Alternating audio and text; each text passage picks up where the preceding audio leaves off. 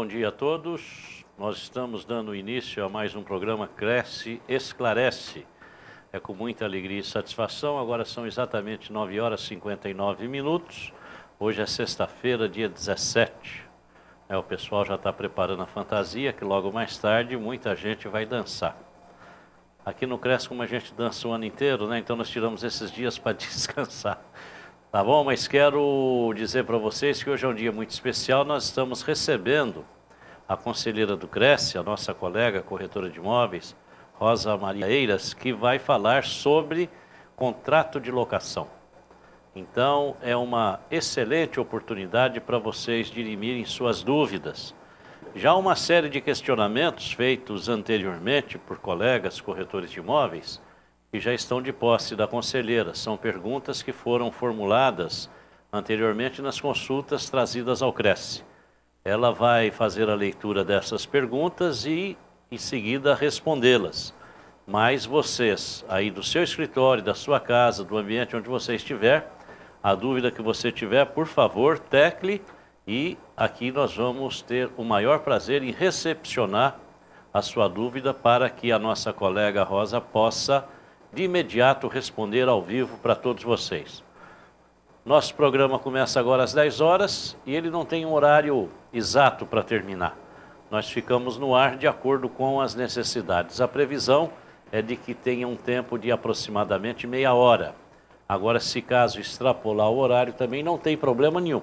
O que nós queremos é que os colegas tenham condições de dirimir suas dúvidas, que possam espancar qualquer tipo de problema que possa ter no seu dia a dia a respeito de locação. E se porventura algum questionamento que possa ter interpretações que não se chegue a uma conclusão exata, é claro que a nossa conselheira vai pegar essa pergunta e buscar aprofundar uma resposta mais diretamente para posteriormente encaminhar ao colega. Mas ela é uma pessoa habituada a esta atividade, está realmente preparada para responder as perguntas, tá bom? Então, Rosa, eu passo a palavra para você, fique à vontade, não tem problema nenhum se precisar de chamar alguém da técnica, conversar, porque nós estamos aqui entre colegas corretores de imóveis, tá bom? Com certeza. Um bom programa e muito obrigado pela atenção, viu? Muito obrigado. Bom, boa tarde não, é bom dia. Bom dia, senhoras, senhores, corretores de imóveis. Agradeço a oportunidade de estar aqui falando com vocês. Principalmente agradeço à diretoria do Cresce por essa iniciativa, que é muito louvável, né? Dispor um espaço aqui para vocês dirimirem suas dúvidas sobre locação, sobre o dia a dia na imobiliária. Então, hoje foi pensado em se falar sobre como elaborar um contrato de locação. Então, a primeira pergunta que foi feita é se nós devemos colocar no contrato de locação esse nome assim do jeito que está, contrato de locação de imóvel residencial e outras avanças conforme a Lei 8245/91 e Lei 12.112/09. Devemos colocar? Não, eu vou responder assim, não é imprescindível se colocar isso aí. Na minha opinião, pode até atrapalhar. Por quê? Porque a lei de locação, ela vai reger essa relação jurídica que é a locação. De qualquer jeito, constando que ela vai reger ou não constando, a relação jurídica vai ser conforme a lei. O que eu acho importante é constar sempre contrato de locação residencial ou contrato de locação comercial ou contrato de locação por temporada, ou seja, o tipo de contrato já no cabeçalho, para facilitar o serviço lá na imobiliária. E depois, no texto do contrato, se pode colocar, conforme a Lei 8245/91, não precisa nem colocar a Lei 12.112, porque essas alterações já foram introduzidas na própria Lei 8245/91, dentro da lei. Em seguida, Então consta aqui, os signatários do presente instrumento que contratam nas qualidades a seguir indicadas têm entre si ajustada a presente locação mediante as condições e cláusula seguinte. Ok, nenhum problema. Locadora. Coloca-se o nome correto da locadora, muito importante não errar o nome da locadora. E antes verificar se realmente essa pessoa pode locar aquele imóvel. E quando ela pode locar aquele imóvel? Figurar como locadora, quando ela é a proprietária, quando ela é a usufrutuária, quando é a inventariante, ou quando ela tem uma procuração para figurar como locadora. E aí vem a qualificação. Qualificação é o quê? Brasileira, casada, solteira, o que for. A profissão. Aqui eles colocaram nascida em data de tal. É imprescindível colocar isso? Não. Não é. Agora, se for colocar, então presta muita atenção para colocar a data correta, né? Ainda mais se for uma senhora, se colocar a data errada, ela pode até não gostar. Então você vai colocar o que é importante: brasileira ou a nacionalidade dela, estado civil, a profissão, portadora do RG, número tal, do CPF, número tal, precisa estar correto, isso é muito importante. Residente domiciliada onde? Aí se coloca o endereço dela corretinho. Hoje em dia é muito interessante que se coloque até o número do CEP nos endereços. Então, já qualificamos o locador. Agora vamos qualificar a locatária. Da mesma forma, a qualificação brasileira, solteira, casada,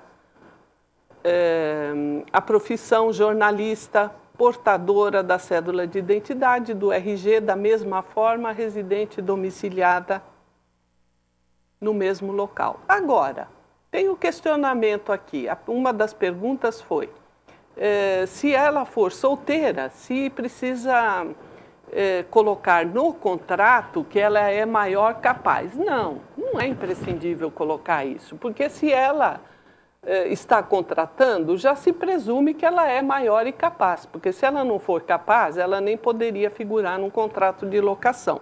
Depois, aqui vamos qualificar os fiadores. Então, nesse modelo de contrato, tem aqui, nos termos do inciso 2 do artigo 37 da Lei 8245, e de acordo com a nova redação da lei, a presente tem por garantia a fiança prestada por...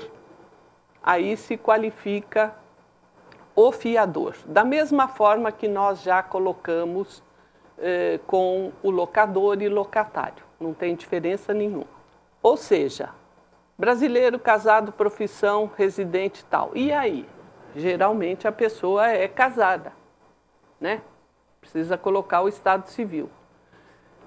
E se ela for solteira, você coloca solteiro. E também pode colocar aqui, como ele vai ser fiador, uma declaração dele que ele não vive em união estável, que o imóvel, porque ele deve ter os bens, né? Que os bens só são dele. Por quê? Porque a gente não vai contratar um fiador só para ele figurar no contrato. A gente vai contratar um fiador para ele responder pelos débitos da locação. Então, ele precisa ter o quê? Um patrimônio, né? E nesse patrimônio não pode estar dependente da situação conjugal dele, ou uma união estável, ou casado com o regime tal, tal, tal. Agora, ele é casado, então, no contrato de locação, então, vamos pôr o casal de fiador. Então, o senhor fulano fiador e casado com fulana, casado, e depois põe e fulana, ou seja, a esposa ou o marido, os dois, eles vão responder pelos débitos. Aqui nesse modelo, até no fim, tem declaram-se solidariamente responsáveis pelas obrigações horas sumidas. Então, aqui, já tem o E aqui, tá vendo? E fulana brasileira casada. Agora, e se ele for casado com separação total de bens? Aí vai entrar em outros entendimentos, porque, por exemplo, se ele tem um imóvel, 2 imóveis, esse imóvel entrou num pacto antinupcial do casamento ou não entrou, então o melhor é põe os 2. Agora, existe um outro tipo de fiança, que seria a caução do bem. Digamos, a pessoa, o próprio locatário, ele tem um imóvel e ele vai dar como garantia da locação aquele imóvel. Então, quando ocorrer o inadimplemento e se for cobrar esse débito judicialmente, o que vai ser como garantia da locação é o próprio imóvel. Então, não se vai penhorar bens das pessoas proprietárias daquele imóvel. Vai sim levar aquele imóvel para leilão, para asta pública, para fazer frente aos débitos da locação. Outro item, objeto da locação. Tem muita gente que coloca apartamento contendo 2 dormitórios, sala, cozinha, banheiro, área social, dependências de empregada e garagem privativa fechada. Isso é obrigatório colocar tudo isso? Eu acho, por exemplo, meu entendimento é que quanto mais coisa a gente coloca, a gente começa a escrever num contrato de locação, mais erros a gente pode cometer, não é?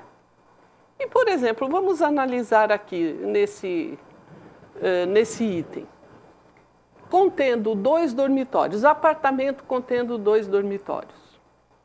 Vai ser meio difícil se desaparecer com um dormitório, ou com a sala, ou com a cozinha, ou com o banheiro. Então, isso tudo pode ser relacionado, inclusive, quanto ao Estado, no laudo de vistoria, ou termo de vistoria, ou auto de vistoria, que é tudo a mesma coisa, ou seja, a vistoria do estado do imóvel.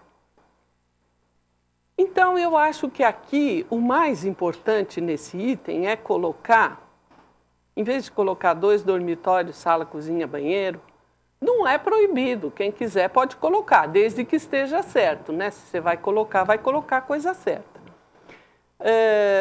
É que você coloque, mencione sobre o estado do imóvel e você coloque o endereço exato do imóvel locado.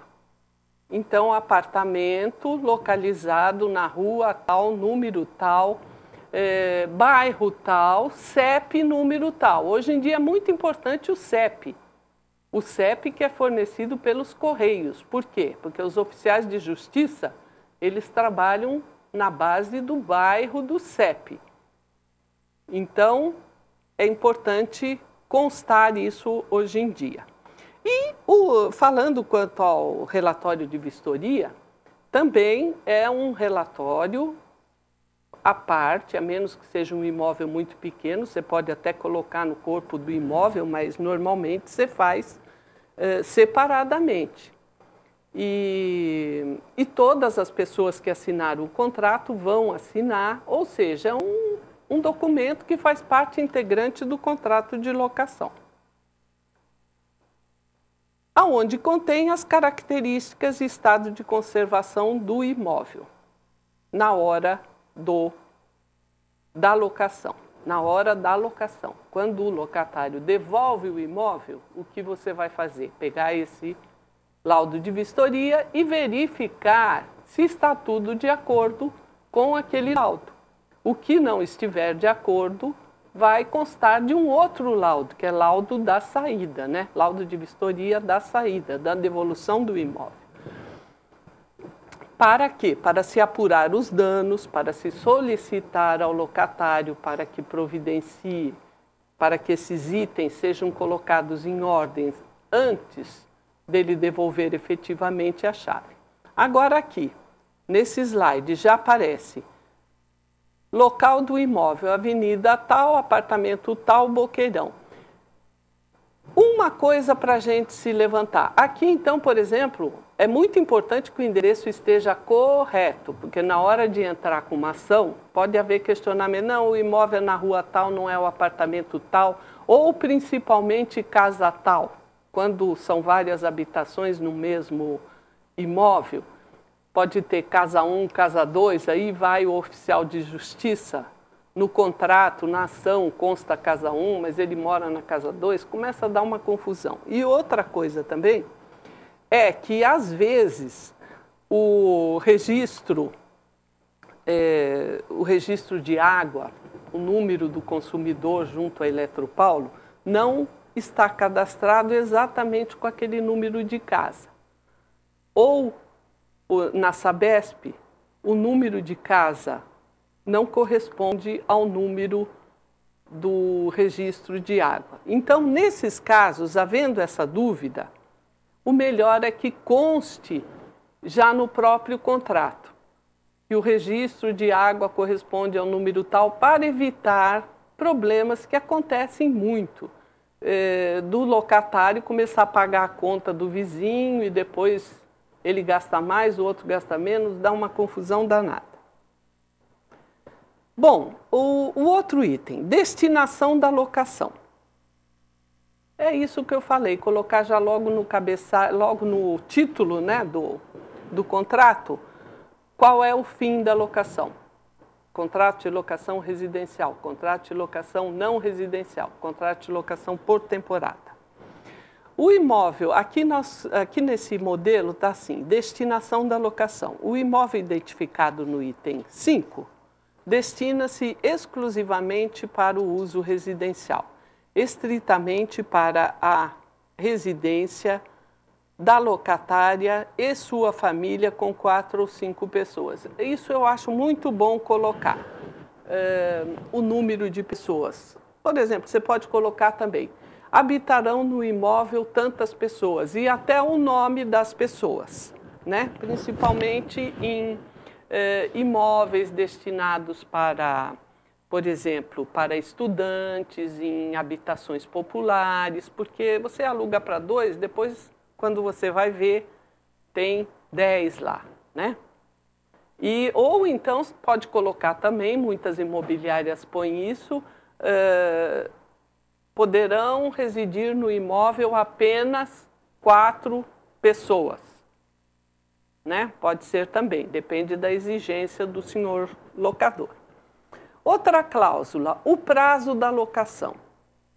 Então, como que é o prazo da locação? Se for uma locação residencial, a lei de locação diz que, se o contrato de locação for por 30 meses ou mais, ao término desse prazo, a locação, o contrato fica rescindido, independente de notificação. Ou seja, terminou o contrato. Então, você não precisa de um motivo para pedir esse imóvel para o locatário, né? Bom, então, por exemplo, aí terminou a locação, 30 dias. O locatário não precisa fazer nenhum aviso para ele devolver o imóvel, mas o locador quer que ele devolva. Então, o ideal é já mandar um aviso para ele, né, com os 30 dias antes, pedir para fazer uma vistoria, porque senão chega no dia de entregar a chave, você vai precisar de mais uns dias para ver como ficou o estado do imóvel. E se ele tiver que consertar alguma coisa, aí vai ser aquela polêmica de quem vai pagar esses dias. Então, avisa antes, fala, olha, você entrega a chave até o dia tal e você entrega exatamente nesse estado como você recebeu o imóvel. E, às vezes, ele mesmo arruma aquilo, né? Se faz uma outra vistoria, vê se está tudo de acordo. Agora, digamos, o contrato venceu e ninguém fez nada, continuou. O locador não fez nada, o locatário não devolveu, ninguém falou nada, passou mais de 30 dias da locação. Como que esse contrato está? Vale esse contrato? Não vale o contrato? Como é que funciona? A lei de locação diz que, se o locador não tomar as medidas dentro do prazo de 30 dias após vencida a locação, o contrato passa a vigorar por tempo indeterminado, podendo o locador pedir o imóvel, dando um prazo de 30 dias, notificando o locatário e dando um prazo de 30 dias para que ele desocupe. Então, o prazo de 30 meses para locação é o ideal. Por quê? Justamente por isso, para o proprietário poder pedir o imóvel e ele, por exemplo, digamos, venceu o contrato e o locador, ele quer o imóvel imediatamente. O que ele pode fazer? Ingressar com a ação nesse prazo de 30 dias. Aí tem, o motivo é a rescisão do contrato, o contrato terminou, ele tem todo o direito de entrar com essa ação para que o inquilino devolva o imóvel, né? Agora, e se for um contrato de locação não residencial? O prazo da locação é outro, não é? E qual é o prazo de locação não residencial? Por exemplo, alugado para uma loja, para um escritório, para uma coisa que não seja residência. Vai depender. É interessante fazer um contrato para o locador, é interessante ele já fazer um contrato de 5 anos? Pode ser como pode não ser, depende de para quem ele está alugando. Se for uma empresa de porte, né, uma empresa que já está estabelecida e que para ela é importante, ela não vai alugar aquele imóvel com a finalidade de ver se vai dar certo aquele negócio, mas sim mais uma filial, uma coisa assim, então provavelmente esse locatário vai querer que o contrato seja de 5 anos ou mais. E provavelmente não vai ter problema, mas tem que analisar toda a situação, não é só pensar, a doutora diz que não tem problema se for uma firma. Não, tem que analisar cada caso. A locação, cada caso, tem que ser analisado especificamente. Agora, o que diz a Junta Comercial de São Paulo? Ela sempre aparece pesquisas aí no mercado que as empresas, a maioria das empresas abertas, elas acabam fechando em 2 anos. A maioria.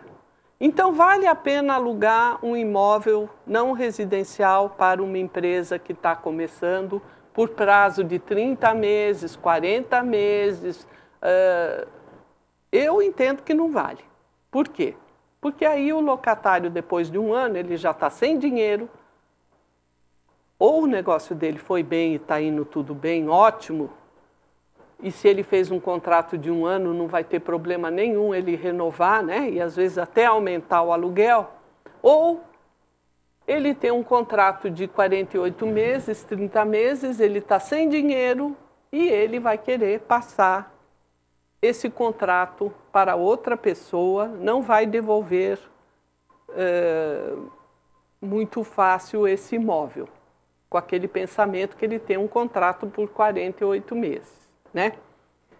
Então, eu acho que cada caso tem que ser analisado especificamente. Então, aqui eu já respondi, se o prazo for de 12 meses ou de 36 meses, o que acontece? Não é? Depende do tipo de locação. E também tem o caso da locação por temporada. Se for por temporada, se pode, por no máximo 90 dias. O contrato você pode receber antecipadamente. Outra cláusula, o valor do aluguel. É claro que essa cláusula não pode faltar, gente, né? Porque o valor é o mais importante, é o que o locatário, é a remuneração dele pelo imóvel dele. Então, nessa cláusula é bom você já colocar. O valor do aluguel mensal é tanto, coloca por extenso. E a locatária se compromete a pagar pontualmente todo dia. O ideal é que seja o aluguel, normalmente ele é pago, segundo a lei, né, ele é pago mês vencido. Então, você contratou a locação dia 30 de janeiro é um exemplo não muito bom, digamos dia 30 de dezembro, Então, no dia 30 de janeiro vai vencer o primeiro aluguel, porque está escrito aqui, ó, cada mês vencido.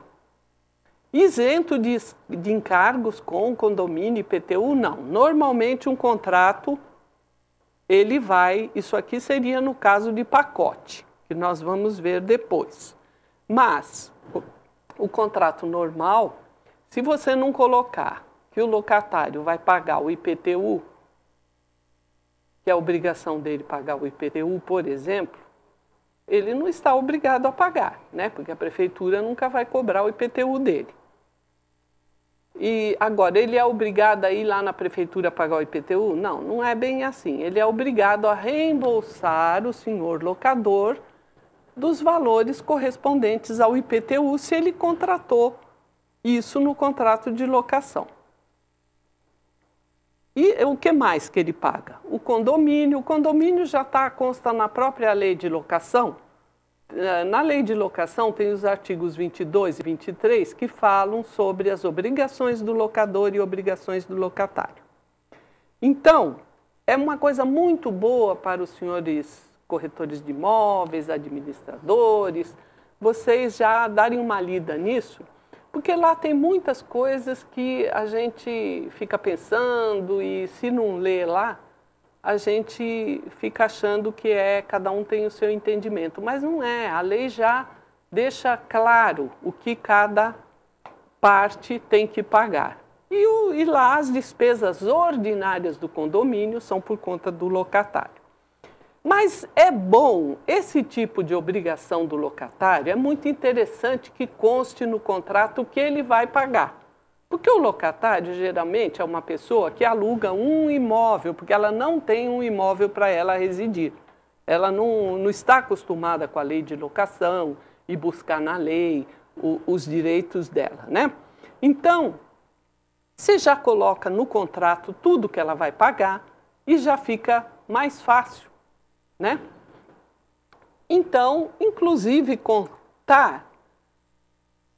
constar que as despesas do consumo dela de água e luz são de responsabilidade dela.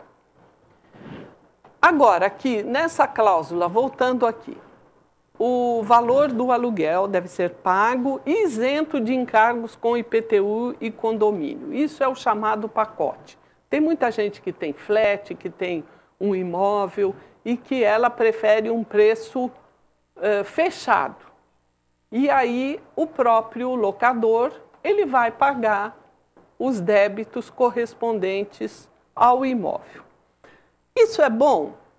Em caso de flat, que é locação por períodos restritos, aí não tem outro jeito de ser, fica meio complicado. Mas é bom, fica mais prático, né? Porque você recebe um valor só, não fica se preocupando quanto é o IPTU, quanto é isso, quanto é aquilo. Mas acontece que o IPTU de um ano é um valor, de outro ano é outro valor. O condomínio hoje, as despesas ordinárias dá um X e daqui a um ano pode dar um Y que vai onerar o locador. E aí o locador, ele vai querer saber da imobiliária como é que fica essa diferença, não é?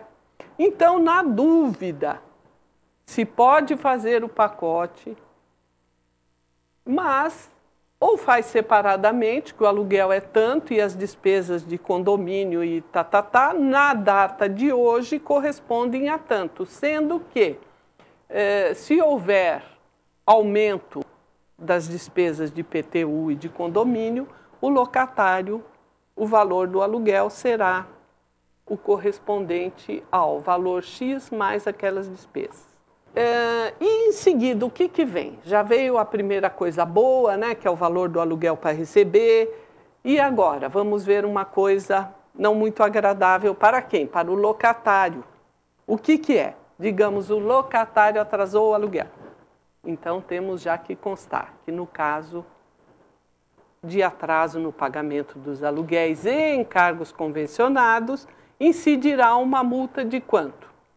De 1%, aqui nesse modelo consta uma multa de 1% ao dia até o limite de 20%. Isso é permitido por lei? É. Por quê? Essa cláusula é uma cláusula contratual, ela não vem da lei. Então, e o entendimento dos tribunais é que pode ser aceita uma multa nesse valor, tá? De 20%. E agora, você impede alguma coisa de você cobrar uma multa de 2% do senhor locador aceitar que o locatário pague uma multa só de 2% se ele atrasar? Não, nada impede. Ou de 10%, também não impede. E mais, agora que tem, além dessa multa, tem juros de mora. Isso é bom pôr, porque, né, precisa remunerar o capital, digamos, no atraso, de 1% ao mês, mais a correção monetária pelo índice tal. Também não há problema nenhum. Aí vamos ver a cláusula 5ª. Além das penalidades previstas na cláusula 4ª, a falta de pagamento do aluguel na data estipulada poderá acarretar a rescisão do presente contrato, ficando a locatários fiadores responsáveis pela multa, ou seja, já estamos falando em outra multa, prevista na cláusula 16ª do presente contrato, pelas despesas processuais e honorários advocatícios à razão de 20% sobre o valor da demanda. Isso está correto? Não tem nenhum impeditivo de constar 20%. Tem entendimentos dos tribunais que se foi pactuado 20%, ou seja, se o locatário concordou com isso, então ele tem que pagar. Agora, quando você distribui, a maioria dos contratos de locação, o pessoal coloca lá honorários na razão de 20%. Tem outros que colocam, se a cobrança for extrajudicial, 10%. O que é isso, cobrança extrajudicial? Significa que o locatário atrasou e não se chegou a propor uma ação, mas se contratou um advogado para efetuar essa cobrança. Então, o advogado tem que ganhar também, não é? Então, se pactuou aqui no contrato que se a cobrança for extrajudicial, 10%. Mas se pactuou, assim como está aqui, honorários advocatícios à razão de 20%, está correto. Agora, digamos, a gente entra com uma ação de despejo por falta de pagamento e nos pedidos requer tudo que tem que requerer e ainda mais. Requer sejam arbitrados os honorários na ordem de 20%.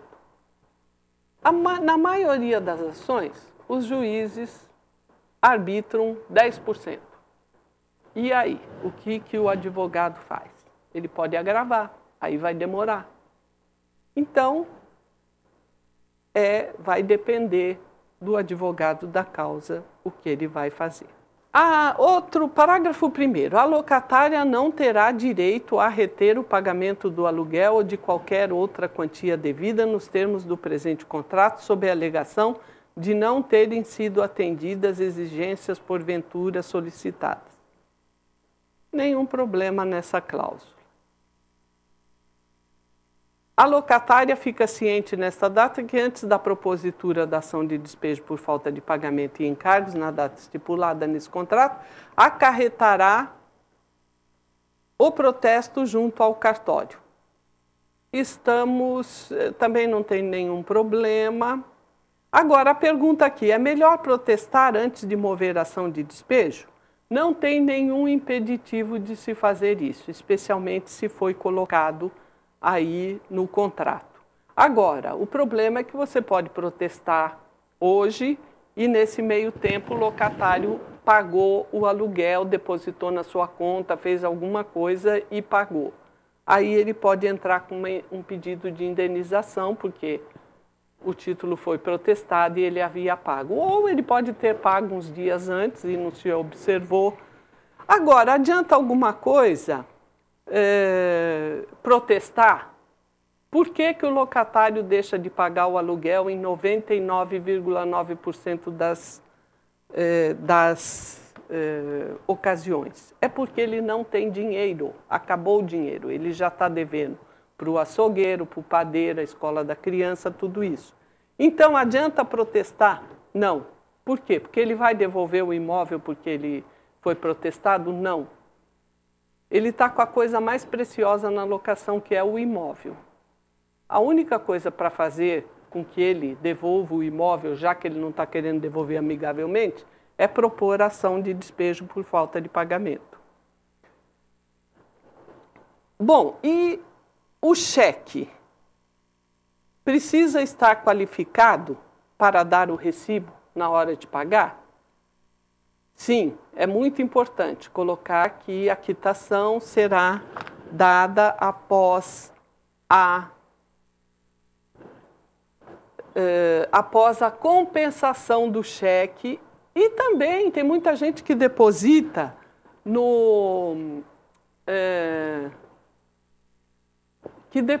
em caixa automático e coloca um tanto lá e vai ver o dinheiro que põe lá dentro não é aquilo. Então, se o pagamento foi efetuado com cheque ou em depósito em conta bancária, somente após a compensação do respectivo valor.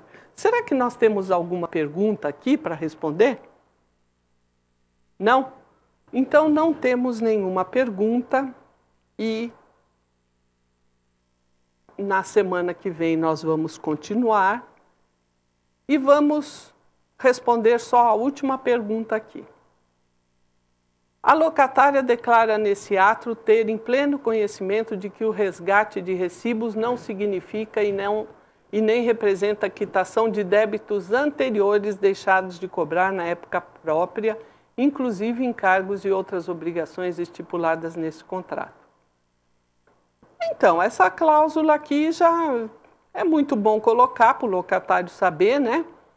Agora, também quando for dar o recibo, tem que especificar exatamente do que é aquele valor que está recebendo. Se der um recibo genérico demais, né? Então, aí também pode dar uma abertura que criou, que com aquele valor foi quitado todos os débitos. Tendo essa cláusula, está tudo muito bem, né? Agora, se o locatário pagou o aluguel do mês tal, põe em recibo aluguel do mês tal, mais IPTU, mais não sei o quê, tudo discriminado direitinho, não é? Está aí o princípio da boa-fé. Gente, muito obrigado, nosso tempinho aqui já terminou e espero ter podido ajudar vocês e um ótimo carnaval.